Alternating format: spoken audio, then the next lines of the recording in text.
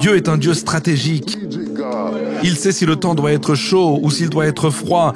Il sait s'il faut que ce soit dur. Il sait ce qu'il faut pour que la volonté de ton fils se brise. Il sait ce qu'il faut pour soumettre ta fille. Il sait ce qu'il faut pour guérir ton mariage. Il sait ce qu'il faut pour panser tes blessures de ton cœur brisé. Il sait quand faire quoi pour t'emmener là où tu dois être.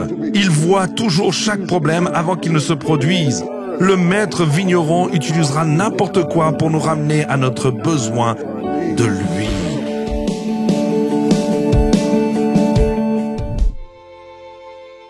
Souvent, quand je ne fais pas ce que je fais ici, je fais des séminaires, je vais écouter et laisser parler différentes personnes, pas seulement des prédicateurs, mais des enseignants, pas seulement des enseignants, mais des penseurs, pas seulement des penseurs, mais des leaders, pas seulement des leaders, mais des gens d'affaires. Et quand je vais dans une session de business, ils enseignent toujours que le meilleur endroit pour construire une entreprise est autour d'un problème.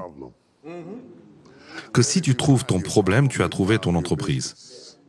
Parce que si ton entreprise résout un problème, tu n'as pas besoin de dépenser beaucoup d'argent pour la commercialiser.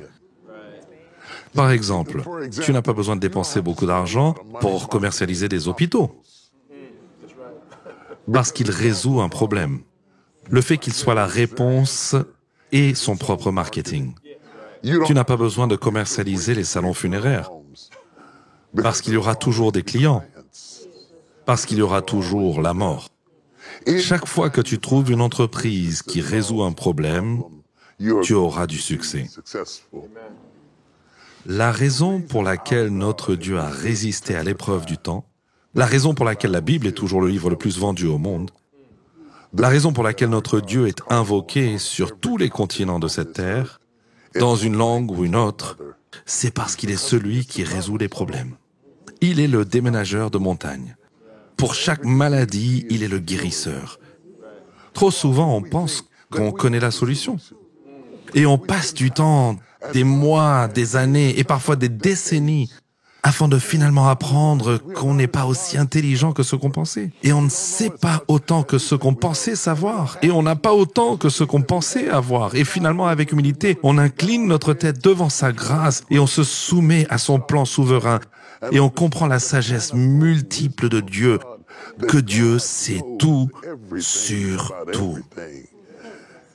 Le raisin ne dit pas au maître vigneron, « Excusez-moi, mais c'est le bon moment pour agir. » Non, il se suspend à la vigne et attend, comptant sur le maître pour savoir quand me cueillir, quand m'écraser, quand me convertir, quand me préserver.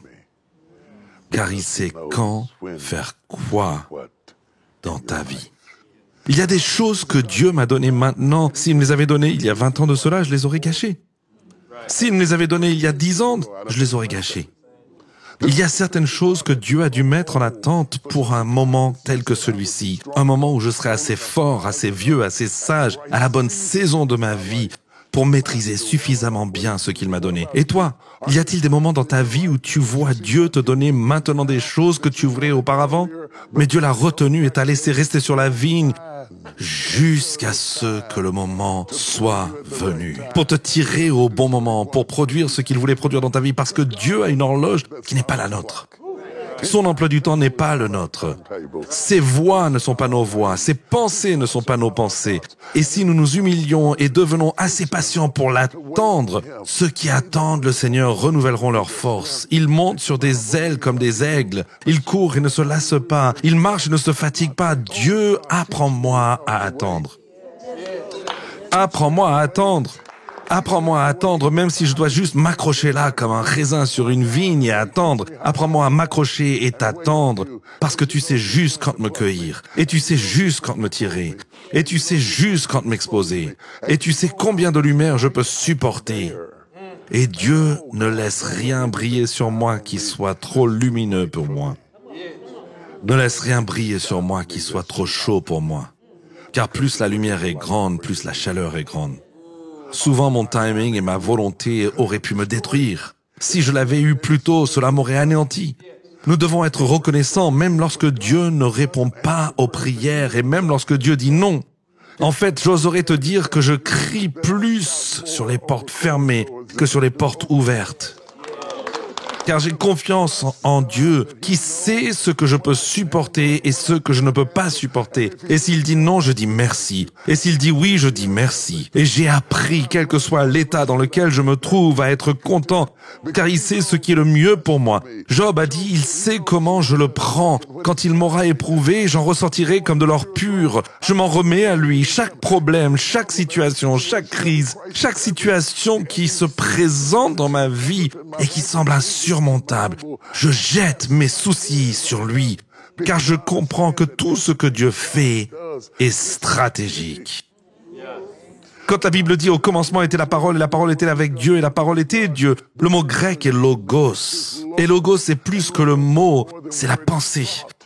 Cela signifie que tout ce que Dieu est bien pensé, est bien planifié. Il ne parle pas sans réfléchir. Il parle des profondeurs de sa volonté. Et ce que Dieu a ordonné s'accomplira. Et il a une stratégie. Il a une stratégie. Il a dit à ses disciples, il y a un anon quand vous arriverez au village. Il est attaché et il attend que vous veniez. Il savait où se tenait l'anon, dans un autre village, sans y aller, parce que Dieu est stratégique. Il a mis le bon anon au bon endroit, au bon moment, pour que Jésus puisse faire son entrée. Un anon sur lequel aucun homme ne s'était jamais assis auparavant, parce que Dieu est un Dieu stratégique. Je dois m'arrêter, parce que si je continue sur cette voie, je vais dévier complètement, même si ça me rend heureux. Dieu est un Dieu stratégique. Il sait si le temps doit être chaud ou s'il doit être froid. Il sait s'il faut que ce soit dur. Il sait ce qu'il faut pour que la volonté de ton fils se brise. Il sait ce qu'il faut pour soumettre ta fille. Il sait ce qu'il faut pour guérir ton mariage. Il sait ce qu'il faut pour panser tes blessures de ton cœur brisé. Il sait quand faire quoi pour t'emmener là où tu dois être. Il voit toujours chaque problème avant qu'il ne se produise. Le maître vigneron utilisera n'importe quoi pour nous ramener à notre besoin de lui.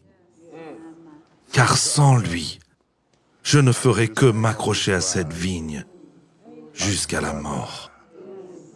Et merci Seigneur de savoir quand m'arracher à la vigne. Shalom, j'espère que vous avez aimé cette vidéo.